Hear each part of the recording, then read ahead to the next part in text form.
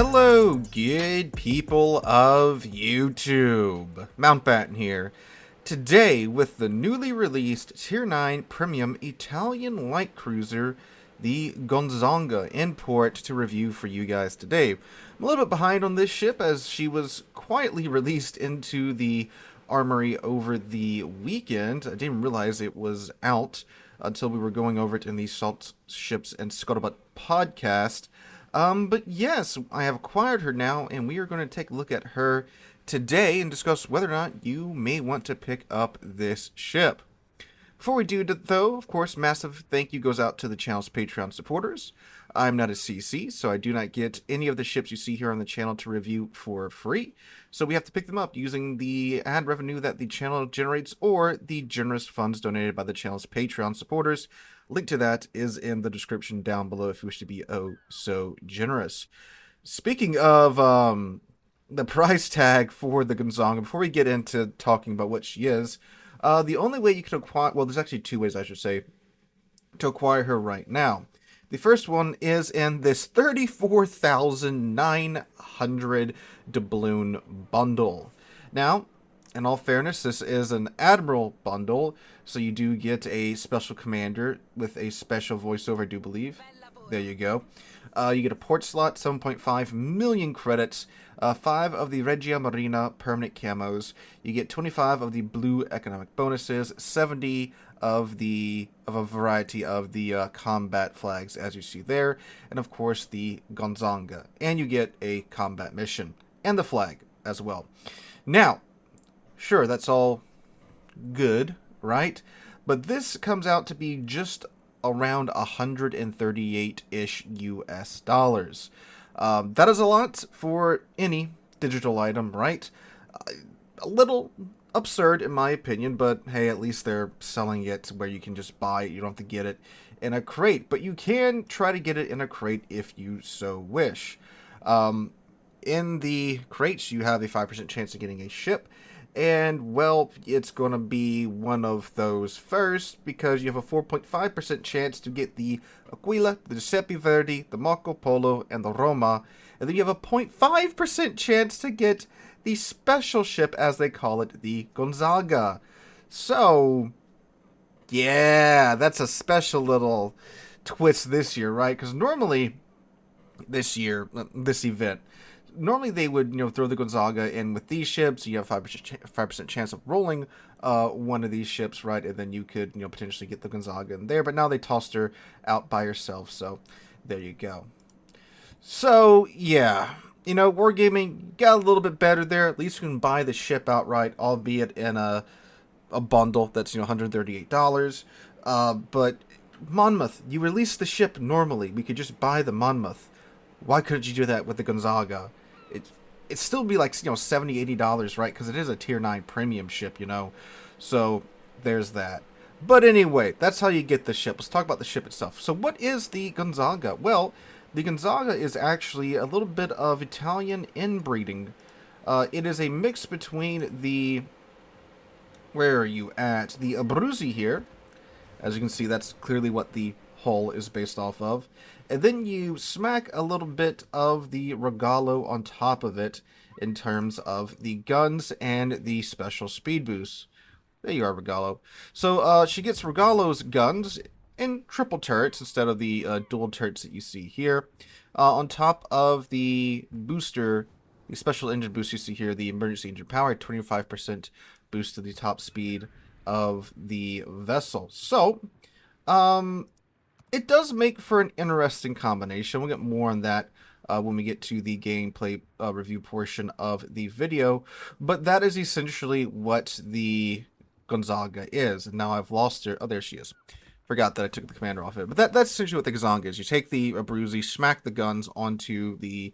take the Regalo's gun, smack them onto the Abruzzi hull, throw in the emergency engine boost and a an exhaust smoke screen, then a hill. But let's go ahead and talk about the stats of the ship, shall we?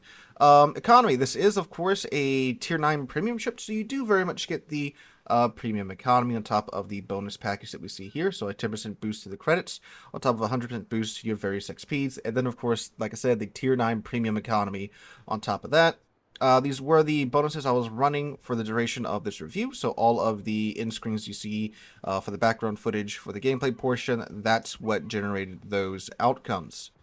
For the armor, not much here, really. 16 millimeters everywhere.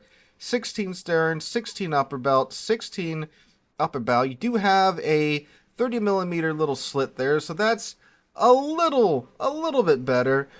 Same for the torpedo protection there. The Citadel, there she be. High and dry, exposed, although again behind the torpedo protection there.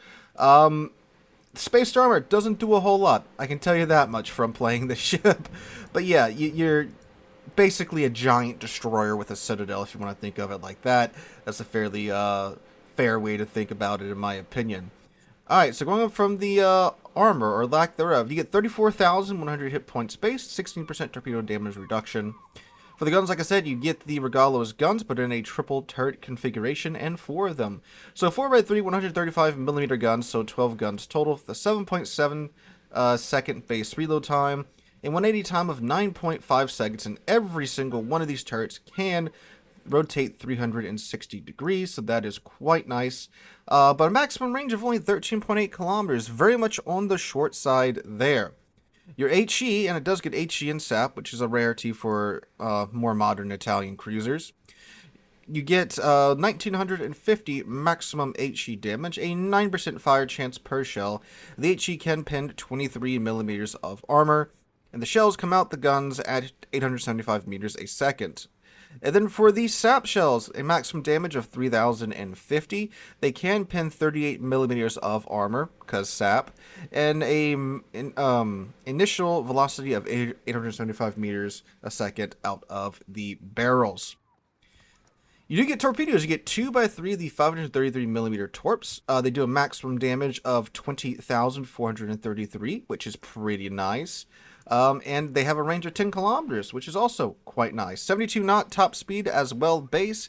They are detected from 1.7 kilometers, though. They reload in 120 seconds, so 2 minutes. And she does get depth. She gets deck-mounted depth charges. No airstrike for the Gonzaga here. AA is mostly theoretical, but if you're wondering, she has 20 single-mounted 20mm guns. I'm sorry, 2 single-mounted 20mm guns, 2 dual-mounted 20mm guns, 4 dual-mounted 37mm guns, 12 twin-mounted 65mm guns, and then the main battery guns are also dual purpose. That does give you, again, theoretical AA. It's not great. You guys know how it is. Basically, you have great AA or no AA in today's World of Warships. Same holds true here for the Gonzaga. Maximum speed of 35 knots without the speed flag, a 600-meter turning circled radius, and 8.9 base rudder shift time. Concealment is 11 kilometers base, and it does get better with the build, much better. Alright, gave you guys a little bit of preview of her consumables already, but she does get the emergency engine power, 20% buff to the maximum speed, so while not quite exactly the same as the Regalo, 20% versus 25%, but, same type of consumable, if you will. 40-second action time, cools down in 2 minutes. And again, you get the exhaust smoke. That is standard on most of the Italian ships. It is active for 48 seconds. My bad. I was about to tell you guys the reload time is the action time. 48-second action time. It cools down in 160 seconds. And you get a heal that regenerates 170 HP per second. On top of course, the damage control party.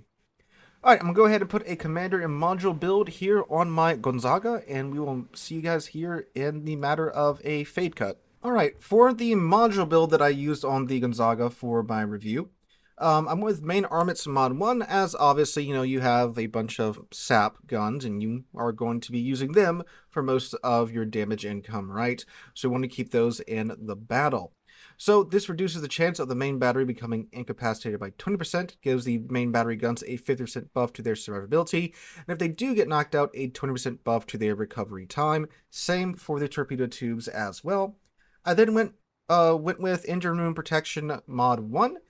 because, well, this is a light cruiser and it tends to survive by, well, not being caught with a broke engine and rudder, right?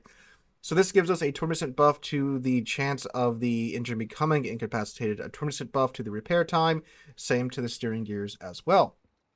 And for the third mod slot, I went ahead and picked up the smoke generator mod. This is the coal mod. This gives us a 20% buff to the action time of the smoke generator, which is very much something that you do want with the Gonzaga. More on that here in a second.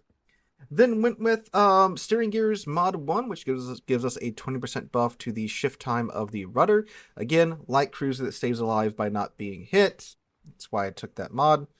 And then Concealment Systems mod 1 to give us a 10% buff to our detection range. The lower your detection range is, the easier it is for you to go undetected. Therefore, the easier it is for you to get out of an unfavorable situation or get into an advantageous one. So, obviously, we want to get that down. And then Gunfire Control Systems mod 2, because the main battery gun range of 13.8 kilometers on a light cruiser with literally no armor, that's not going to work out in most situations. There are some that it would work out in, and we'll get to that in a second, but this gives us a 16 kilometer main battery gun range, much more usable than a 13 kilometer one. Sansonetti, though, he is the man I am running on the ship, because obviously if you have Sansonetti, I would highly recommend you put him on anything Italian that you're running. So this is the build that I'm using. Last stand, so that when the rudder and engine do unfortunately get knocked out, they're still working at a reduced capacity. Second, 1-point skill, Consumable Specialist, which enhances the efficiency of Consumable, except for Damage Control Party and Repair Party, which reduces the reload time by 7.5 seconds. So, obviously, again, you want that smoke screen up. This helps you get it up faster, same with the engine boost. Then I did take Swift Fish because I had a single commander point left over, and I figured, you know what? Those torpedoes, they do 20k alpha damage. They already go 77 knots. Let's make them go a little bit faster to give players a shorter reaction time to spotting them. For our 2-point skill, I went with Consumable Enhancements. This is the one that enhances the runtime of the consumables by 10% for the smoke screen generator and the engine boost for the Gonzaga. So again, longer smoke screen, longer time you can stay undetected, right? Then heavy HE and sap shells. Since the Gonzaga does have 135mm guns, which are smaller than the 149mm guns that incur the 15% penalty to the detection range, this is literally a free 10% damage buff to both the HE and sap shells of the Gonzaga. It's literally free damage. Alright, then of course we took Adrenaline Rush so that when we do take damage in the Gonzaga, we get a boost to our main battery reload time, along with the torpedo tubes at the rate of 0.2% per 1% of HP lost with the Gonzaga. Then the Superintendent for additional charge of the heal, the smokescreen, and the engine boost, because more heals equals more health that you can recover. More smokescreens, the longer you can stay undetected and do your thing. And then Survivability Expert for an additional 450 HP per tier, more HP, the longer your ship can stay alive. And then finally, Concealment Expert to give us another 10% buff to the detection of the Gonzaga. Alright, so what that does for the Gonzaga. Oh, and of course I am running the signal flags. The main ones, of course, Charlie Kilo for the additional HP for the ship, and India Delta for the amount of HP we can get back with the repair party. And of course, X-Ray Papa Una 1 for the longer runtime of the smoke generator and the speed flag. Alright, so what this does now for the Gonzaga is give us, for her HP total, 40,100 HP, quite a bit more HP than she had beforehand. The guns now have a 16 kilometer maximum range, much more usable in high tier gameplay. And of course, with Sansonetti, you get a kill, you get an extension to that as well. The HE shells are now doing 2,145 maximum damage. The SAP shells are doing 3,355 maximum damage now. Torpedoes now travel at the speed of 77 knots. And she now goes 36.8 knots with the speed flag, has a 7.1 second rudder shift time, and she is now quite sneaky at 8.9 kilometers with her detection range, which, yes, that means you can very much stealth torpedo with the Gonzaga. Alright, so we're going to go into a match. I'll meet you guys there with my voiceover review of the Gonzaga. Alright guys, voiceover Sealord here. So, the Gonzaga. The Gonzaga is, man, it's either feast or famine when it comes to this ship for me. Because, well, the matches I had today playing the ship, quite a number of them were exceptionally lopsided. And of course, with a light cruiser, you really need time to, get your damage in, because your damage comes from, typically the volume of shells that you get downrange, right? You either spam a bunch of HE at the enemy ship, get all the little pin damage in and your fire damage in, or in the case of the Gonzaga, you're spamming a lot of sap at the enemy ships, and of course, you need time to get all that damage in. Now, of course, when you have a match that ends in 6-7 minutes, don't really have a lot of time to do, well, a whole lot. So that was a lot of my experience with the Gonzaga today. However, I did have, thankfully, a few matches that lasted much longer and were pretty solid matches, and that's one of the ones that you're seeing in the background here, which I believe shows off the strengths of the Gonzaga quite well. So, like I mentioned in the port, there's essentially two ways I can see that you can play the Gonzaga. You could go for the 13.8 main battery gun range and build into the reload of your guns, taking the reload module instead of the range module and, tweak some other things here and there with the commander module build and play her basically as a close range destroyer killer. Which, I mean, obviously having 12 of the tier 10 Italian destroyer guns, that's quite potent when it comes to murdering DDs. Very much so, right? I mean, destroyers don't like sap, and they don't like basically a very large, and of course I can't remember the name of the ship as I sit here in the gameplay section talking about it. Regalo. You have basically a very large Regalo there with a Citadel. But the problem is, well, you have a Citadel, and you don't really have a whole lot of armor to protect against it. You have a 30 millimeter belt, and then your Citadel's right behind that. So that's not ideal for, playing at close range and trying to murder destroyers in tier 9 and tier 10 and super ship games. So while sure you can try that, and definitely with like the smoke screen and the engine boost, you can probably make that work to a degree, but keep in mind, radar, hydro, it's everywhere at high tier now, so playing it from that close in, if you can do it, my hat's off to you. I'm glad you can make it work, but that's not exactly something that I could make happen in most games with the Gonzaga. Instead, I played her like what you see in the background footage. I played her as a more mid-range, superstructure farmer, or extremity farmer, or cruiser farmer, or obviously, when destroyers do pop up, shoot them, because again, you're throwing 1235 millimeter sap shells at their side, and obviously that's going to very much insult most destroyers, right? By removing, typically I was fine, 5 to 6k per salvo, and of course you got a salvo coming up right behind it after that. And the guns are fairly comfortable from, like, I found at least 15 kilometers in, 14-ish kilometers in. They're very, very comfy at that range. 16 kilometers out, which is the max range with the module, but of course if you pop Sansonated by getting 1 kill, you can get a 17 kilometer range on your Gonzaga. Not as comfortable at those ranges. Again, you are really feeling the effects of the air drag at those ranges. So like, 14, 15-ish kilometers, I was finding that was the, fairly a sweet zone for the shells, which high tiers, fairly comfortable to use. But like I said, you can play it a little bit closer with the smoke screen, as you'll see me do here from time to time. You can pop it, at that moment in time with the coal module and the flag and the commander skill, you've got just under a 1 minute exhaust smoke here, which 1 minute, 7.7 second base reload time, maybe taking some damage at this point. That's a lot of sap shells and a lot of HE shells you can get downrange in that 1 minute. And towards the end of the minute, you can pop the emergency engine power consumable and, skedaddle away to where you can play her as more of a open water, dodgy light cruiser at range, which is very much, again, what you'll see me doing in the background here, and it works fairly well in most cases for the Gonzaga. It's an excellent, excellent kiter, and in fact, that's what I did on this side of the map. My team fell apart on this side. I went into full kite mode and just, whittled the battleships and the cruisers down and, took opportunistic shots at the destroyers when they popped up in order to, help my team win as best as we could. So, that being said, she's pretty solid at that.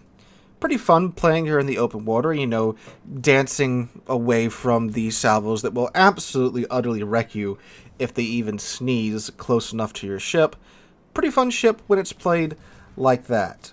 And the 10-kilometer torpedoes, while yes, they do have a 10-kilometer maximum range, most ships when they're, especially again higher tier, most ships when they're going full tilt into you, you can squeeze another kilometer or two out of those torpedoes. Again, you'll see me do that in the background footage to the Shikishima and to the Montana. They're like 12.5, 12.8 kilometers away, but they're heading into me full tilt. Let them rip. They will usually hit. You'd be surprised how often these torpedoes like this do actually connect. It's pretty entertaining, to say the least. Since you are in a ship that is made of wet tissue paper, right, you can keep, buzzing around them like a mosquito, and a lot of times, of course, they will take the bait, they'll turn to get most of their guns on you, then bam, your torps hit them. Beautiful thing. And again, keep in mind, these are 20k alpha torps too, so they really do hurt. So yeah, the Gonzaga is great at being an off-flank kiter, or if you've got, a lot of spotting going on from your team, excellent at ripping into the superstructure of most higher tier ships. And with the 38mm pin, you can very much, there's plenty of ships you can obviously, pin with that pin, level of pin at tier 9 plus, especially if something like a French battleship that's coated in 32. But most tier 9, tier 10 battleships, super ships, their bow and stern are 32mm thick, so you can get right through that with the sap. What's great too is that since the ship does have HE, once the superstructure has been saturated to hell, swap it over to the HE and start burning them down. Or if it's a thick boy, you can just use the HE and just burn them down like that, rather than, using the sap and getting a bunch of, shatters on the deck. If it's, one of those ships that have the thick deck armor, swap over the HE, burn them down, no problem. So, all that being said, the ship does have, obviously, some shortcomings. The range is not great base-wise, so if you do want to get a good reload time, you are going to have to deal with 13.8 kilometer range. Now, the 7.7 second reload time, it feels like it's just on the edge of being usable, right?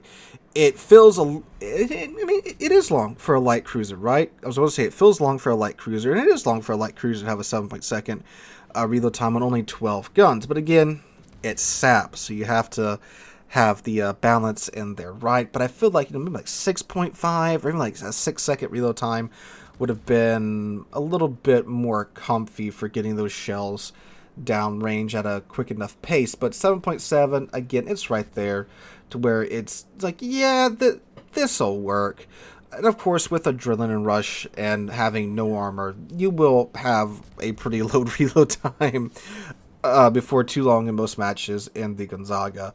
Although I found I either finished the match with like 1,000 HP or darn near full HP when I was playing the Gonzaga, right? So that was pretty entertaining. So it's a fine light cruiser in my opinion. Very fun to dodge around the shells and stuff at range and be the little annoying mosquito that is zipping around the enemy team. You pop your smoke if you got some spotting going on, and then you farm down the enemy ships from your smoke quite comfortably. With the smokes out, you dance your life away trying to not die to the battleship shells coming in at you. Surprisingly, again, no armor, best armor, so at close ranges, it is literally in your interest, if there's a battleship coming around the corner, just present to them your broadside, unless it's a British battleship, or something with smaller guns, or the short fuse, they're going to overpin you. And then you can throw your 20k torps into them, and then laugh as you remove 60k HP from them, right, with a single torpedo rack. That is pretty goofy when that does happen. And again, you can see how the ship's kind of told to be a close range ship, because it gets the exhaust mode, it gets the emergency boost, it has the 20k alpha torps, so it's like, I could maybe YOLO this battleship around the corner, this cruiser around the corner, because they don't have torpedoes. Yeah, theoretically you could, but it doesn't really happen too much, and I was having a much more success playing here, the more mid-range light cruiser, sap spammy cruiser gameplay style than the close-range aggressive cruiser style, right? So that's what I'm saying.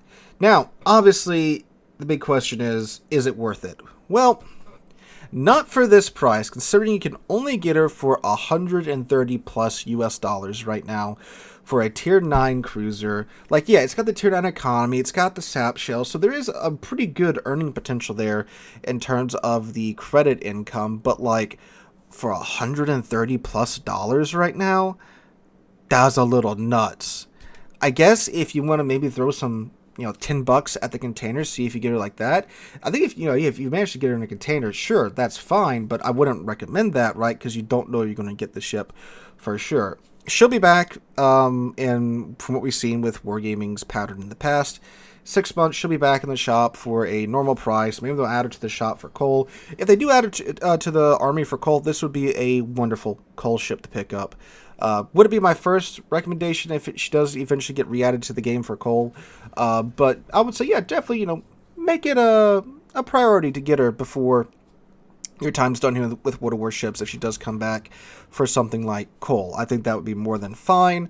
Or even for like a normal tier 9 price if they release her, for $77, which, yes, it sounds like a lot, but that is the normal price for a tier 9. I think that'd be fair.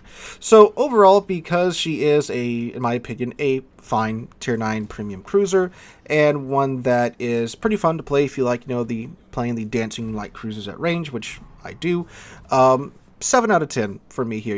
It's a solid ship for a normal price. Now, obviously, not worth the $130-something, the darn near double tier 9 price they're asking for her right now. I would not recommend buying her right now.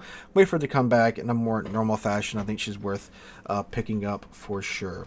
So guys, those are my 2 cents on the Gonzaga. Let me know what you guys think about her in the comments down below. If you have managed to acquire her, either you got lucky with a container or you did cough up the cash wallet to get her, what are your opinions of her? Hope you guys enjoyed. Have a wonderful, what day is this? Tuesday. Wonderful Tuesday. Wonderful rest of your week. Hope to catch you guys in the next one.